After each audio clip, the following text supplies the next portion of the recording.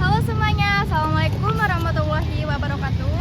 Perkenalkan, kami dari Universitas Muhammadiyah Cirebon, jurusan Ilmu Keperawatan yang meneliti tentang sejarah Masjid Agung Cipta Rasa dan alun-alun Sangkala Buana.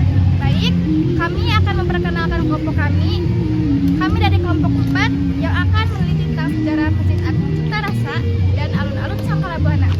Baik, teman-teman. Perkenalkan, saya Lailatul Arofa. Saya Nubna Lestari. Saya Intan Febrianti. Baik, Assalamualaikum warahmatullahi wabarakatuh. Assalamualaikum teman-teman.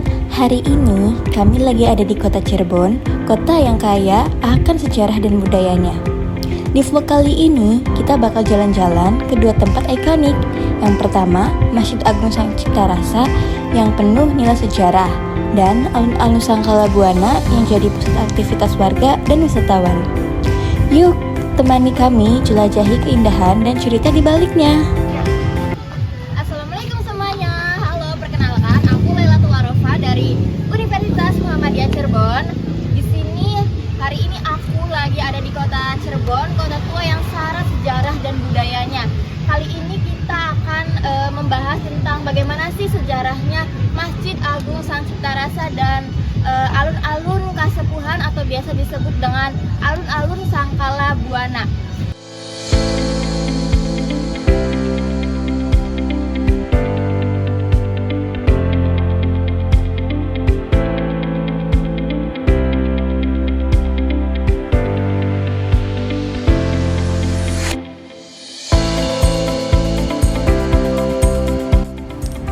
Sekarang kita lagi ada di dalam Masjid Agung Sang Cipta Rasa, salah satu masjid tertua di Indonesia, yang dibangun pada tahun 1480 oleh Wali Songo atas perintah Sunan Gunung Jati. Arsitekturnya unik banget karena memadukan gaya Hindu, Islam, dan Jawa kuno.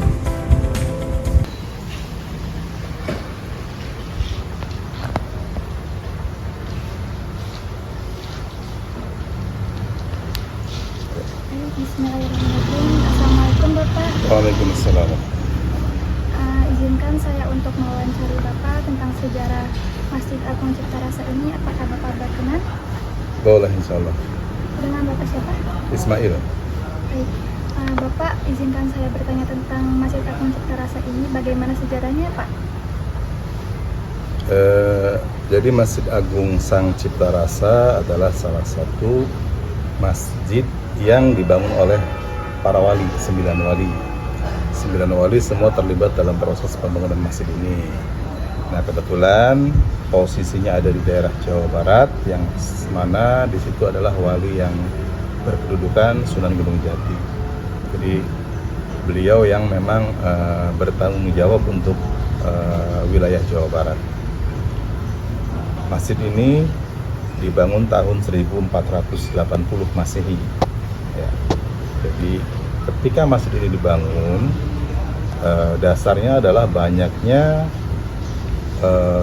umat Islam yang ada di tanah Cirebon. Jadi dakwahnya Sunan Gunung Jati itu boleh dibilang berhasil.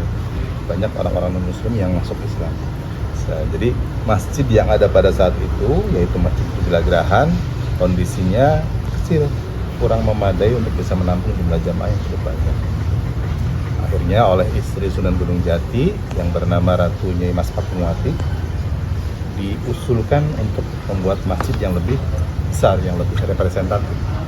Nah, oleh Sunan Gunung Jati, ide dari istrinya itu disampaikan kepada Dewan Sembilan Wali, dimusyawarahkan, kemudian alhamdulillah disetujui, maka dibangunlah masjid ini, Masjid Agung Sang Cipta Rasa, yang awalnya bernama Masjid Pakuwati karena berada di dalam wilayah Keraton Pakuwati. Ya, masjid ini melibatkan 9 wali, kemudian juga ada beberapa tokoh yang memang memiliki keahlian dalam bidang desain arsitektur dilibatkan, seperti Raden Sepat, salah satu panglima kerajaan Majapahit yang pada saat menyerang kerajaan Demak bisa ditaklukkan karena beliau memang memiliki keahlian dalam hal arsitektur, diperbantukan ke sini untuk membantu proses pembangunan masjid ini. Yang di sini sendiri desain masjid ini yang membuat adalah Sunan Kalijaga. Gitu.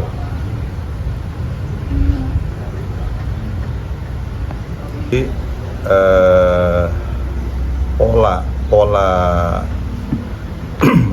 apa ya namanya pola geografis dari sebuah kerajaan di Indonesia biasanya seperti itu. Kerajaannya itu menghadap utara, kemudian di depan kerajaannya itu pasti ada alun-alun, ada lapangan. Nah, di samping baratnya itu dibangun masjid biasanya. Hampir di seluruh Indonesia seperti itu polanya. Semua keraton atau kerajaan menghadap ke utara. Kemudian di depannya ada alun-alun, dan di tengah alun-alunnya biasanya ada pohon beringin. Nah, di samping alun-alunnya, samping baratnya itu di bawah masjid. Jadi di sini pun sama seperti itu. Wallahu alam itu apakah memang sudah ketentuan atau ada tujuan lain, saya kurang paham. Tapi kalau saya pelajari, semua kerajaan di Indonesia begitu, semua menghadap ke utara.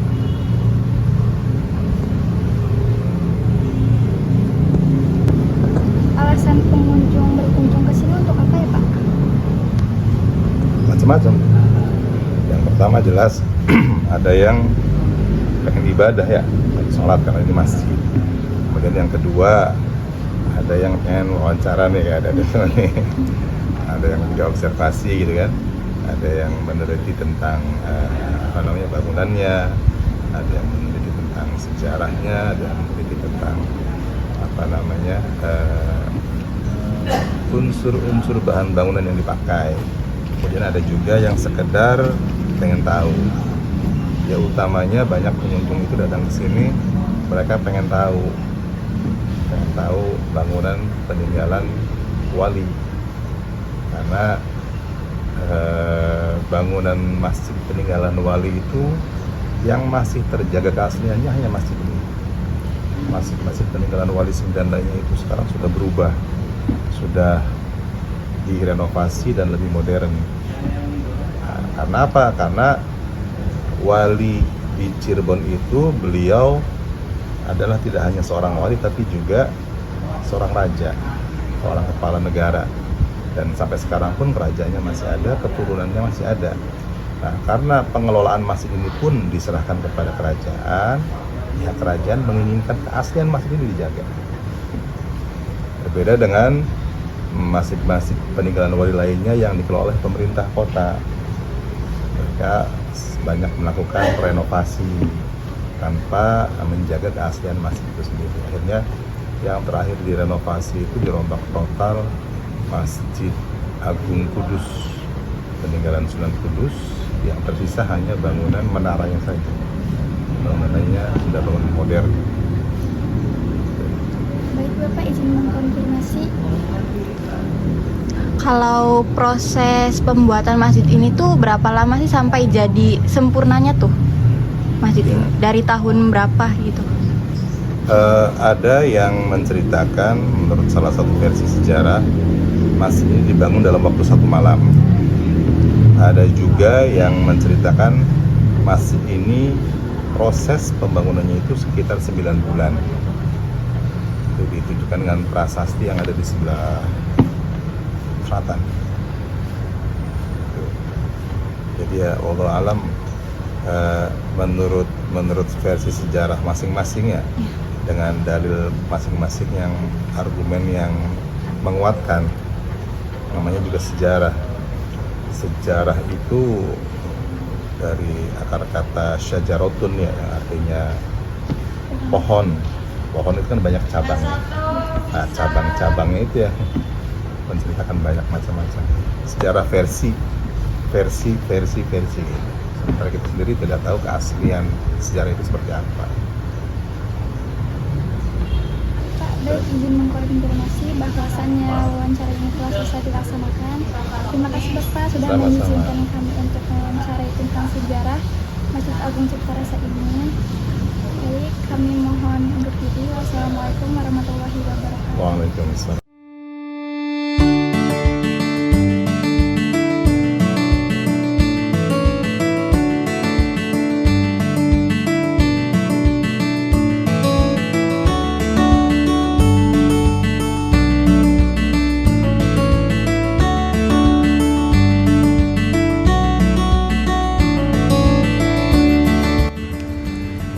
Coba perhatikan atap tumpang tiga ini. Ini adalah simbol filosofi keimanan dalam budaya Jawa. Di dalamnya kita bisa lihat mihrab tua dan kayu-kayu penyangga asli sejak abad ke-15. Yang menarik, masjid ini punya satu mimbar yang hanya digunakan saat khutbah Idul Fitri dan Idul Adha.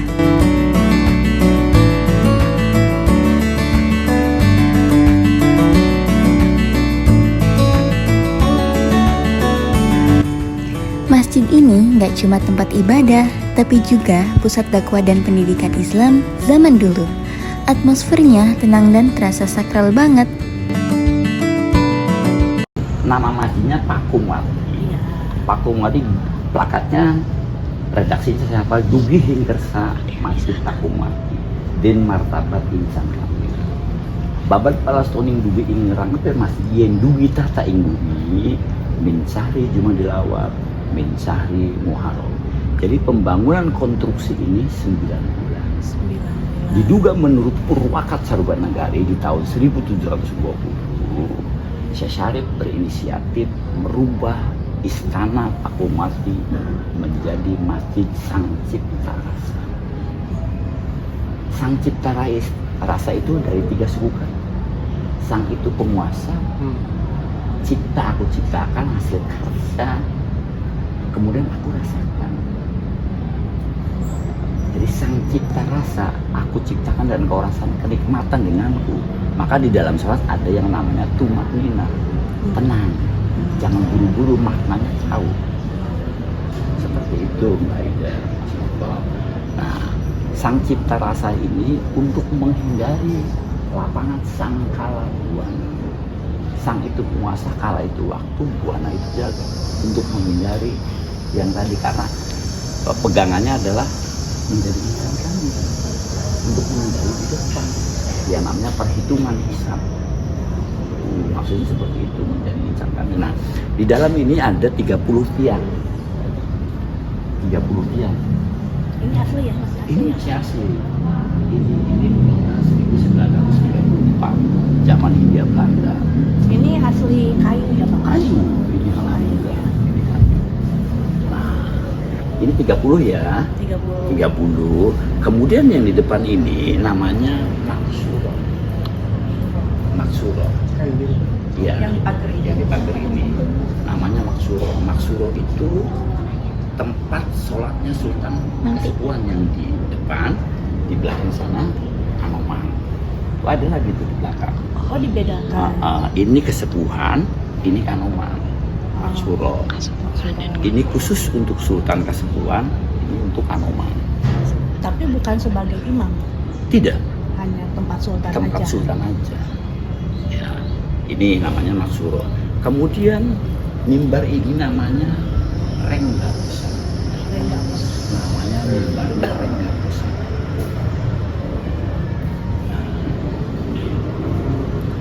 Maksuro ini ada 2 versi, Mas Bapak. Empat kali itu kalau bisa kesini sholat Jumat di sini, karena pembacaan khutbahnya pakai Arab. Yang disebut hanya 2 sultan, Kasepuhan dan Anoman. Tapi ini dipakai Pak kalau Jumatan? Dipakai. Ini. Oh. Nah, menurut versi kedua, kalau khutbah itu tidak ngederes, tidak rajin membaca, itu ada kekeliruan, maka disidang di sini. Diberesin seperti itu. Ya. Nah, pintu ini kan 4 nih, pintu kecil-kecil. Ya. Ya. Tiap dinding 4 sama. 4 di sana 4 di sana 1 9. 9 itu menunjukkan 9 wali. 9 wali. Kemudian di tubuh itu ada 9 lubang. Mata 2, hidung 2, mulut 1, telinga 2, kemaluan 1, halus 1. Jadi 9 lubang. Wah. Itu yang dimaksud. Kalau ketinggiannya beda ada maknanya nggak? Nah, ketinggiannya berbeda ini saya nggak tahu. Ah. Jadi kalau nggak tahu ya saya katakan nggak tahu. Iya. Bapak bisa izin tanya Boleh. tentang atap tumpang 3 tuh yang mana ya? Dari luar Dari luar. kelihatannya enak. Oh. Mangil, mungul,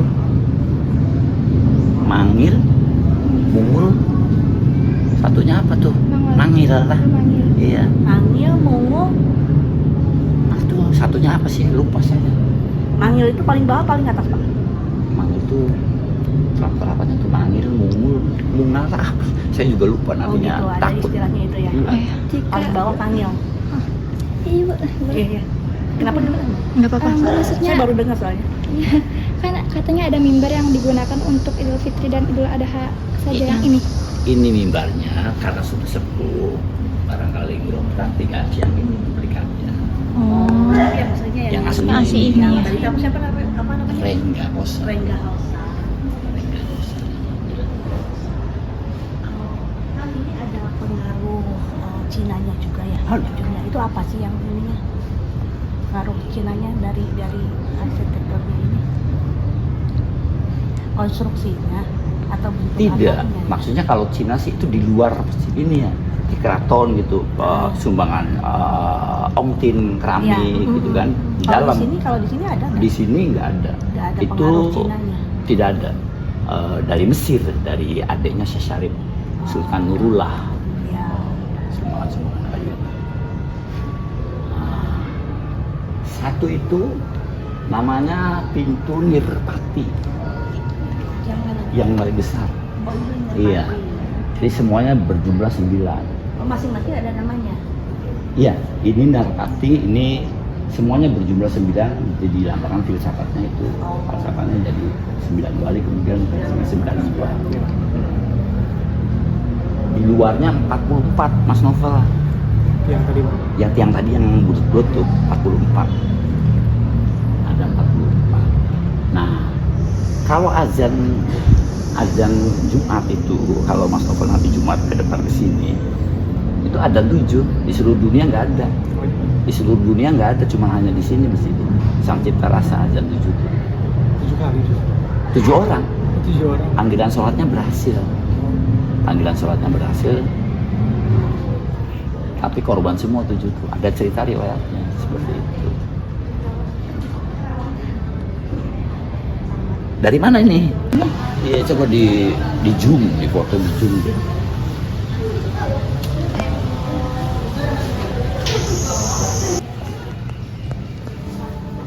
Dugi hing den masjid. Dugi hing. Dugi hing Oh, Dugi hing masjid masjid Pakungwati Pakungwati ing martabat ing martabat insan kamil ingsan kamil babad babad palastoni palastoni ing rangkepe masjid ing rangkepe masjid den tata dugi ing bumi yen tata ing dugi min sahri Jumadil awal min sahri Muharram. Di sininya hijrah Nabi. Kalimat pertama, siapa-siapa yang datang ke masjid ini Pakungwati, beliau menginginkan menjadi manusia insan kamil, menjadi manusia yang sempurna. Kemudian cerita fondasi babad palasoni dugi ing rangkape masjid, yen dugi tata ing bumi, dari mulai Jumadil awal sampai Muharram. Siapa yang mengerti tentang Jawa? Jumadil awal, Jumadil akhir, Rejab, Ruah, Puasa, Sawal, Hafid, Raya Haji, Muharram, Suro kalau bahasa kita. Berarti 9 bulan. Pembangunannya 9 bulan. Nah, 9 bulan ini logis. Karena konstruksi ini dibangun diukir prosesnya sekitar 9 bulan. Didirikannya dengan orang-orang yang ahli, jadilah 1 hari dengan orang-orang ahli. Sama aja orang bikin tenda 10 lokal dengan orang-orang ahli, kerja gitu, cepat. Tapi prosesnya kan ngelasnya lama. Tuh seperti itu. Jadi plakat ini harus difoto nanti di rumah bareng-bareng. Nah ini namanya zakat tatal. Zakat tatal ini diinisiatif oleh Sunan Kalijaga. Dilakukan, dibikin dengan serpihan-serpihan. Dari serpihan-serpihan itu lihatin, dari serpihan-serpihan. Ini kan dari namanya tatal, dari serpihan-serpihan, dari potongan-potongan. Iya ya. Dari serpihan-serpihan, kemudian atas izin Gusti Allah jadilah zakat tatal. Nah kemudian filsufnya, pengertian lainnya, kalau Anda sudah benar-benar menjadi insan kamil bagus, masih banyak orang-orang yang awam yang tidak punya pengetahuan ataupun ilmu, harus dirangkul. Itu disampaikan ke ilmuwan itu, ajang Pak. Iya harus disebarnya Pak kalau misalkan punya ilmu tuh supaya orang lain juga bisa tahu gitu ya Pak. Disebarin gitu. Ini namanya zakat tatal.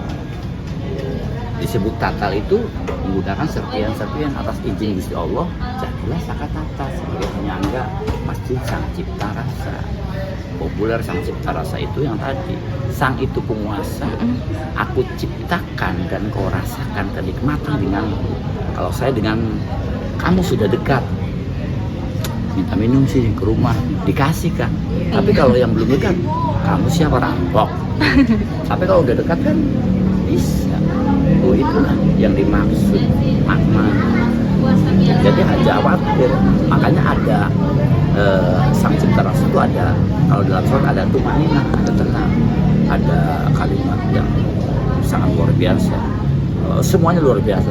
Robbik firli warhamni wajibni warfaqni warzuqni wahdini wa'afini wa'afwan. Kalau pelan-pelan dimaknai, minta ampun, minta rezeki, minta derajat, minta sehat, minta segala macam, minta pintar, minta ilmu. Wah lengkap dibacanya dari subuh sampai dengan isya. Nah kita-kitanya aja on kan gitu ya nanya. Iya kan gitu. Nah terus apa lagi nih, namanya Serambi, pintunya selatan. Nggak jauh dari masjid, cuma beberapa langkah aja kita sampai di alun-alun Sangkalabuana. Dulu, alun-alun ini adalah pusat pemerintahan dan tempat rakyat berkumpul. Alun-alun Sangkalabuana ini berada tepat di depan Keraton Kasepuhan. Dulu, tempat ini jadi ruang interaksi antara raja dan rakyatnya. Bahkan, upacara adat dan pertemuan penting sering digelar di sini. Posisi strategis ini menggambarkan keseimbangan antara spiritual, pemerintahan, dan masyarakat. Hingga sekarang, tempat ini tetap hidup jadi ruang publik untuk olahraga, hiburan, dan wisata sejarah. Baik, assalamualaikum warahmatullahi wabarakatuh. Izinkan saya untuk menceritakan tentang alun-alun Sangkalabuana. Baik, apakah kakak berkenan untuk menyebutkan namanya? Kenalan boleh. Kenalkan, nama saya Nailana Kesawati. Aswa. Saya akan mengajukan beberapa pertanyaan ya Kak. Pertanyaan pertama, apa sih tujuan Kakak kesini?